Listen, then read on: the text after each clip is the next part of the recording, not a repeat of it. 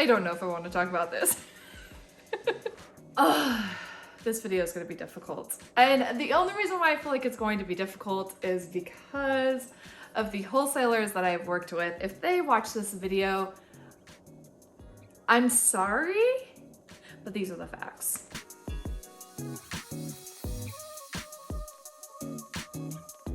I feel like this is probably one of the most crucial videos that I'm going to talk about for liquidation and wholesale pallets, but it makes me so nervous. I think the reason why it makes me so nervous is because I don't like having negative situations that occur or talking about failures, but I am fully aware that the only way that I grow in this business is one, by taking risks, two, there's gonna be failures, because three, I would never get to the success that I want to in my business if I didn't have failures along the way. So in today's video, I'm going to tell you some of my horror stories about pallet and liquidation, and my goal for this video is to prepare you guys. These are the reasons why in my first video, or maybe it was the second video, I got you in the mindset of what questions do you need to start asking when you're looking at wholesalers. As you listen to these stories today, you will find out why. The first liquidation place I started to look at, it was beautiful. That when I finally decided to take a risk on a place, the product was great. Now, did I have some pallets that weren't so good? Okay, yeah, maybe one or two, but it wasn't as bad as some of the other stories I'm going to tell you. The only problem with this liquidator was someone in our community decided to talk about this inventory source on a social media platform. Therefore, that video went viral and took off, and suddenly everyone had their eyes on this source. And this was my first understanding as to why when someone finds a good source, they keep it to themselves. And so the only reason why I was no longer able to purchase at that source was because it just simply got too expensive and got oversaturated. And so I actually found a liquidator that ended up starting to do whatnot videos. And this person had amazing pieces in their shows. They had brand new Fabletics, brand new Gymshark. They just were always so fun and upbeat to watch. And I remember them going into their warehouse because it was close to where they were doing their live shows. And like, I was asking so many questions, and the person was so willing to help and answer any of the questions we had. And it was my first introduction into someone really being open about talking about liquidations and pallets, because they had started out 15 years ago in the same boat where I felt like I was, and they were just speaking life into that. And so I was so encouraged by that. And they ended up saying, like, reach out to me and we can get you a box to see if you like it, and then look at potentially shipping more to you. I was ecstatic about that because pretty much the cost of goods was going to be maybe like $3 or $3.50. I can't remember at this point. This was in summer.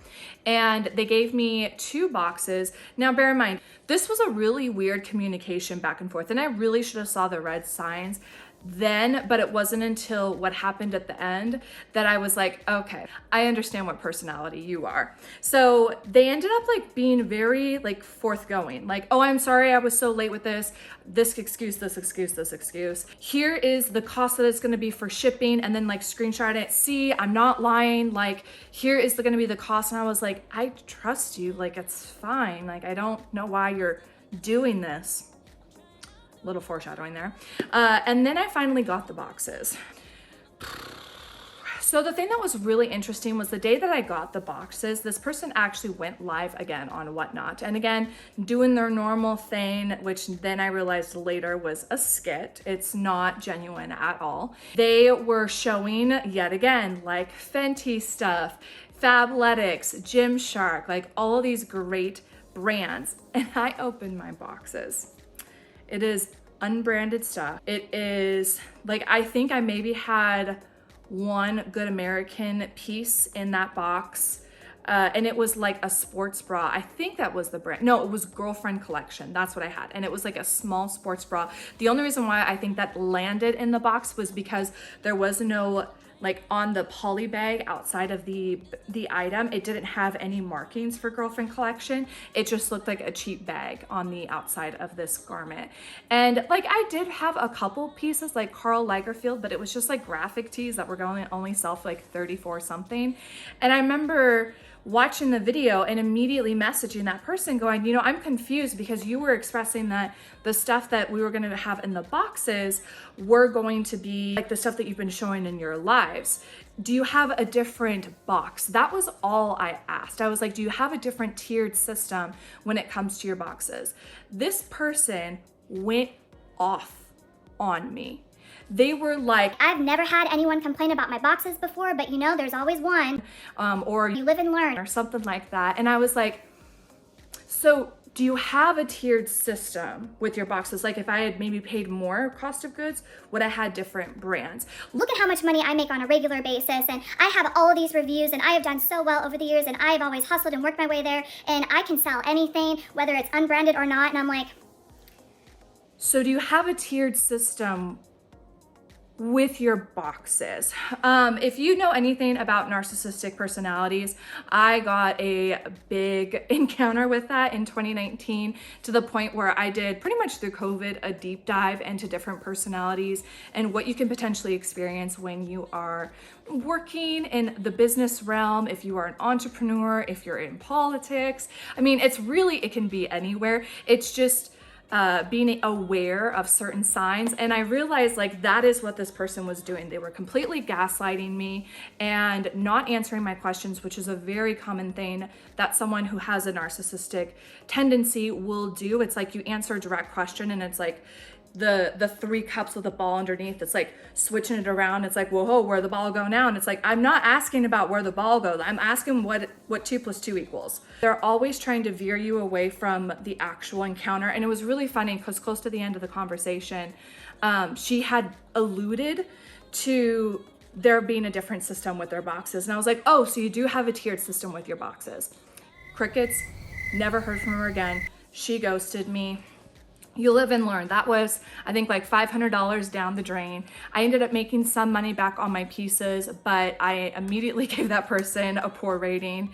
About a couple months later, I started having a text thread with a couple friends, and we were talking about different sources and opportunities that were coming our way.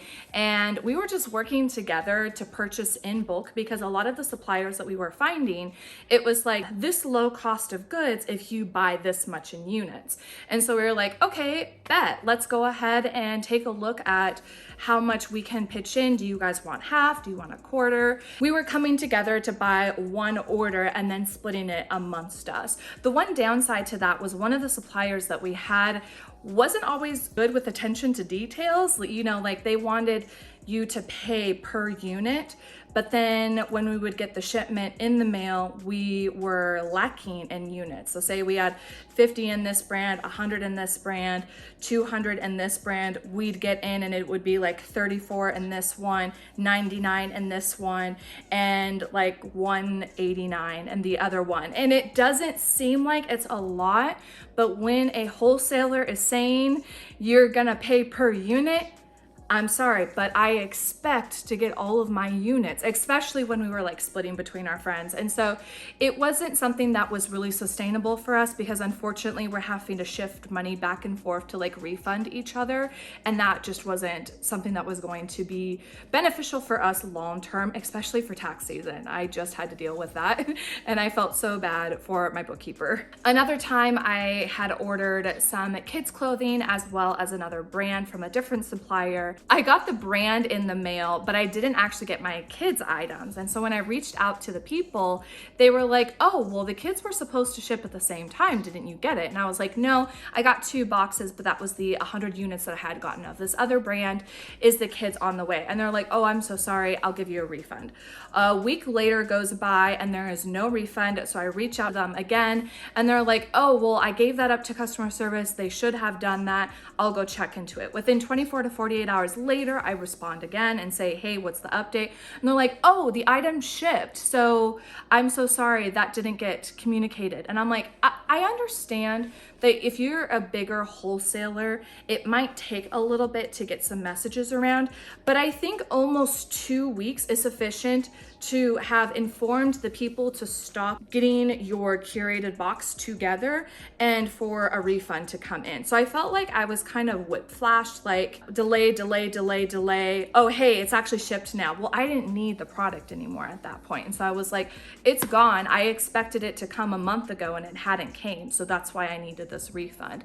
So in that regard, they ended up giving me return labels. I ended up getting a credit. And that's the one downside that I have found with a lot of wholesalers. However they messed up, they're gonna give you a credit for that. And so you're not gonna be able to get that back in cash to potentially go elsewhere. And I guess that's probably why they do it, is they want you to stick where you are. But it does make it really hard when you have thousands of dollars hung up with a supplier just because they messed up. Oh my gosh. So when I was waiting for that other supplier to bring kids stuff, I ended up finding another source that had brand new kids items. And I was like, this is perfect. I will pay for like the 1-day shipping so it gets to me on time. And when I tell you, this pallet, or actually it was a half pallet, was so good.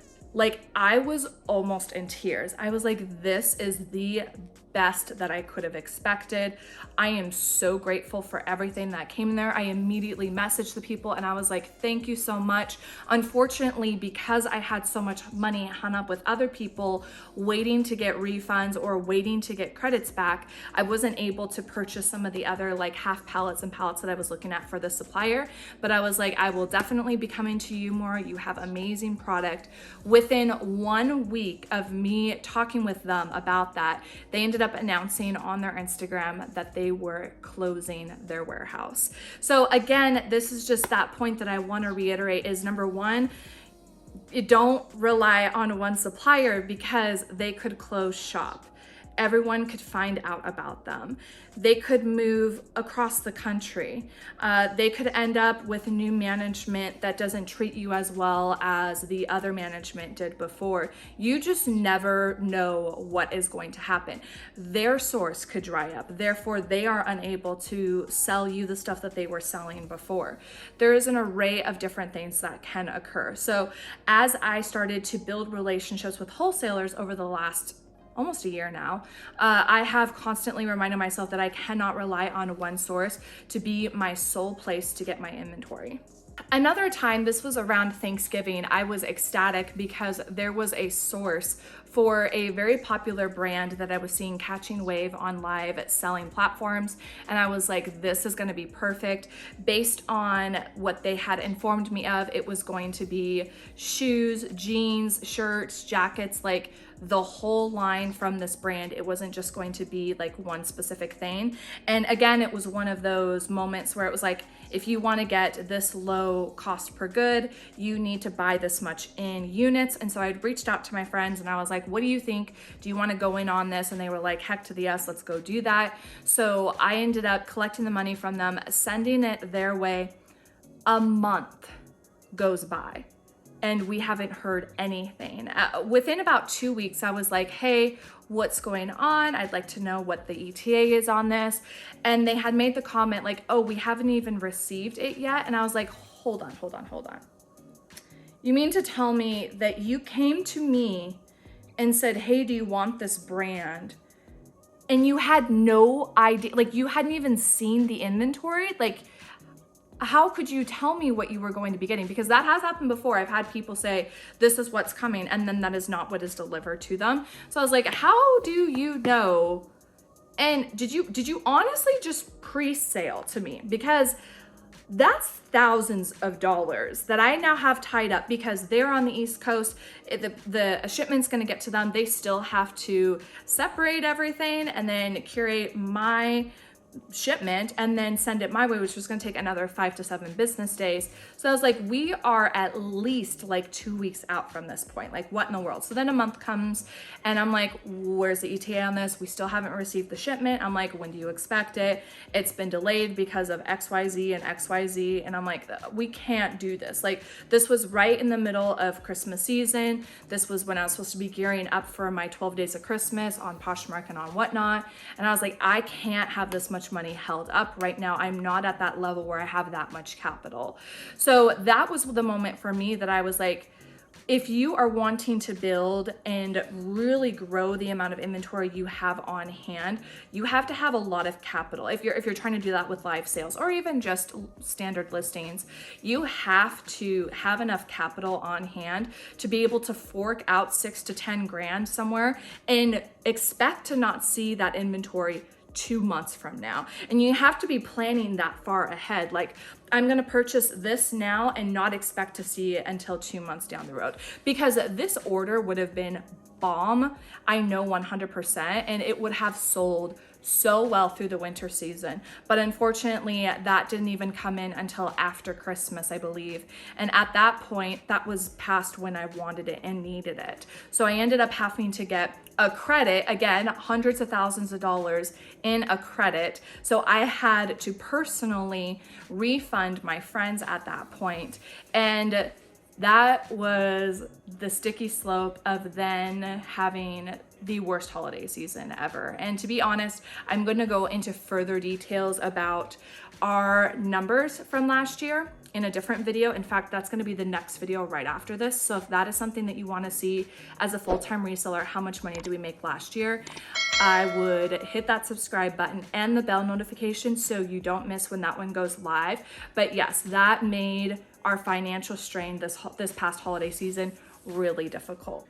I also had another supplier that I bought a lot of brands from, and I ended up getting the shipment in the mail and I was missing 100 items of a specific brand. I contacted them and they were like, we're so sorry, don't know how we missed that. Unfortunately, when something like that gets missed, if they're looking in their warehouse and they see how much they have left of something, they're gonna keep selling it. And eventually they came back about a week and a half later to me and they were like, so I can get you more, but I'm gonna have to buy another shipment because we sold everything that was here. So in that case, I ended up just asking for a refund. But again, it's money that gets tied up with these different suppliers because they don't always pay attention to the details of these mishaps that occur. I had another supplier that I've been in relationship with a lot of my friends that purchased from this person, and we started to have conversations and began to realize that depending on who this person is talking to, the cost of goods changes. And it's not because the units are different. It's not any sort of reason like that. It's, I think, either they're forgetful about what they had the cost of goods be to these different people, or they're favoring specific people over another. And so finally got to get to a place where I was talking with some of my friends and I was like, if they give you a lower rate, I'm just gonna put my order through you and we'll split it. Fortunately, that didn't end up happening after that point, but it was just something that I ended up notating that some suppliers will do that depending on who they're speaking to. Oh my gosh, this was the worst. This was the worst. So this is one of those moments that I would say, on Instagram and social media, you see the highlight reels. So does anyone remember this photo? I was ecstatic to get this in. Bear in mind, the process of getting this in was in between like Thanksgiving, so it was constantly delayed. The second issue that I ended up finding out with this shipment was that it went by rail and all they did was put cardboard on the top of the pallets. So if you guys watched my last video where I opened up my storage unit and there was a layer of dust everywhere due to the winter storm and then the windstorm that we had for like a 2-week span, that was pretty much what occurred with these pallets on rail. There was, we jokingly coined it in our live shows as like pallet dirt or pallet dust, like we were joking about it, but it sucked because there were so many items that were brand new with tags that had literal dirt spots in different areas, or just a slight little sprinkle of dust that happened because they didn't saran wrap these pallets. And so that was the first thing that sucked about these pallets. The second thing was when I was approached by someone about this opportunity, it was another one of those situations where the more you buy, the less the cost of goods is. I was told that 50% of the pallets were going to be Adidas, Nike, Champion, and I think Russell, or maybe the other 50% was gonna be, they said, fishing stuff and Russell and stuff like that. I could have lived with that. Unfortunately, that's not what we got at all. They ended up saying that it was a similar, like a sporting goods place. It was like Dick's Sporting Goods, but a different sporting goods store retailer. And so we were like, okay. And I asked a ton of questions. Is there going to be kid items? Is it going to be women's and men's? Like, I thought I had done my due diligence at this point. Like, you can see how far down this is on the list. Like, we are in November at this point. I have had my fair share of having headaches when it came to different shipments. I want to say instead of receiving 50% of Nike and Adidas brand new tags, it was more like 15%. And I would say about 5, maybe 8. I'm probably being nice if I say 5%. Probably more like 8% of the items were damaged. They either were returns because someone tried to rip out the security thing in it, and so there's an ink spot on the back of the hoodie or the top, or there's a rip somewhere, or there's a giant stain. And so we did our best to do upcycling, but unfortunately we ended up with essentially 1,000 items that were damaged because they were either damaged due to stuff that happened at their store or just unsellable because they were a hoodie that had a middle school sports team on it, or an embroidery that got screwed up and just got thrown into a pallet. It was the worst I have ever seen with a shipment in my life. And unfortunately, I used the money that I had gotten with that other brand that they ended up pre-selling to me because I had nothing else I could do because everything had to stay in a credit with that supplier. And so I purchased this to replace, to be able to have inventory for our holiday season. And I ended up having to spend even more through our holiday season because more than half of this 2,000 units that I had purchased was unsellable. And in fact, the majority of the stuff that's still in our storage unit today is the stuff that came from that shipment. So then, of course, the caveat then came on top of that when I opened up my storage unit the other day, and now these pallets are completely opened with no bags or anything inside of them. And now there's a big layer of dust on top of all of those pallets. I think we have like 4 pallets left out of the 8 that we originally had. A lot of it has gone to donations, different shelters locally to us. We were actually trying to sell the pallets as a lot by like $2 per unit, even though that was going to make us lose money. Like, at this point, there's nothing else that we can do. I think in total, I may have had 3, no, I'll be a little more graceful, maybe like 5 IKEA bags worth of stuff that I was able to list online. The other downside to that, I was so rushed to try to go live with these pieces that I was anticipating these coming in much sooner than they were. And so when they finally came in, I just went live on Whatnot, which I now know isn't the great place to try to liquidate anyways. And I was hardly making my money back. And I had no idea, like, we were giving a lot of our really good stuff to start because I was expecting that to be the rest of the 8 pallets. And unfortunately, that wasn't the case. The pallets came in on a day when it was snowing as well. And so we had to rush to get the stuff to the storage unit. So we weren't able to fully inspect like we wanted to. Like, there was just every single thing that could go wrong did go wrong with these 8 pallets.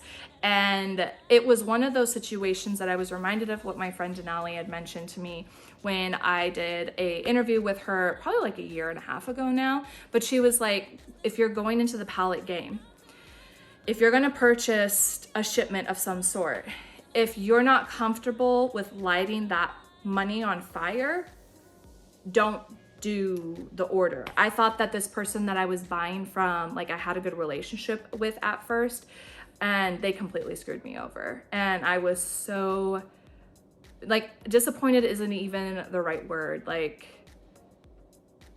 it almost ruined our holiday season because, like, we're still behind in a mortgage payment because of it, because we ended up spending more than we should have when it came to this, because a Nike and Adidas sells well for us. And so understanding that 50% of those pallets were gonna be that was great, except it wasn't.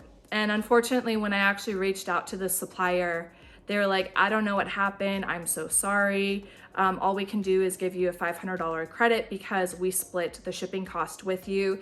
To which, in that situation, that was another oops they had. They should have told me what the shipping was going to be early on, and I could have said yes or no to that. They quoted me incorrectly. And so when they saw their oops, they were like, well, we'll just split the cost. That should have been a separate situation from the whole clothing thing that occurred.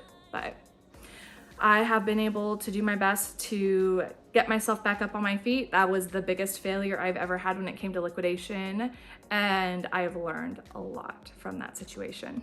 The last two that I want to quickly talk about, I ended up getting a boutique brand that was a massive hit on my live sales. I ended up having to get 1,000 units of that one again, but it didn't hurt. I had a couple people reach out to me and they were like, hey, I would love to get, you know, a little wholesale box from you. And so I've been able to do a couple hundred pieces through those two different clients. And that's been really nice. I've kept that very private because I don't want to get into the wholesale game. I know that territory, I mean, I'm telling you guys about some of my situations that I've had in the past. So I never want anyone to be displeased with their box that they receive from me. So I trusted these two people, and so I was like, I'll purchase. It's really helped to get that inventory out into the marketplace without having it to just come solely from me. And it literally was the saving grace. It was the only way that I was able to literally have Christmas gifts under our Christmas tree this year for our kids, because